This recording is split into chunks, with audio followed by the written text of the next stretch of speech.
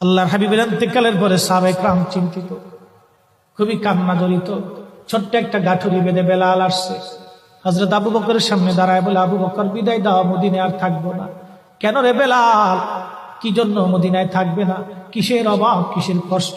কেউ কি তোমাকে ব্যথা দিয়েছে, না তোমাকে মেরেছে, নাকি তোমার কোনো অভাব আছে? বলো, বাইতুল মাল থেকে মাসিক বেতন দিয়ে দিব। বেলাল বলে, আবু বকর রে, আমার যে অভাব, কোনোদিন কি সে অভাব পুরা করে দিতে পারবা? বলো রে বেলাল, তোমার কিসের অভাব? বলে, আবু বকর, আমি আজান দিলে নবী নামাজ আসতো। বলো, এখন আজান দিলে কি নবী নামাজ আসবে? আবু বকর বলতেছে, বেলাল রে, তুমি কি নবীরে ভালোবাসো, আমরা কি ভালোবাসি না? বেলাল বলে, আবু বকর, তুমিও ভালোবাসো, আমিও ভালোবাসি। শোনো গো আবু বকর, তোমরা নবীজি রওজা শরীফ দেখলে সহ্য করতে পারো? আমি বেলাল যখন আজান দিয়ে নবী রওজা শরীফের দিকে তাকাই, আমার কলিজা গুলি ফেটে ফেটে আসে। আমি বরদাস্ত করতে পারি না, সহ্য করতে পারি না। মদিনাতে দাঁড়ায় থাকবে, দুই রকমের হাজি পাবে।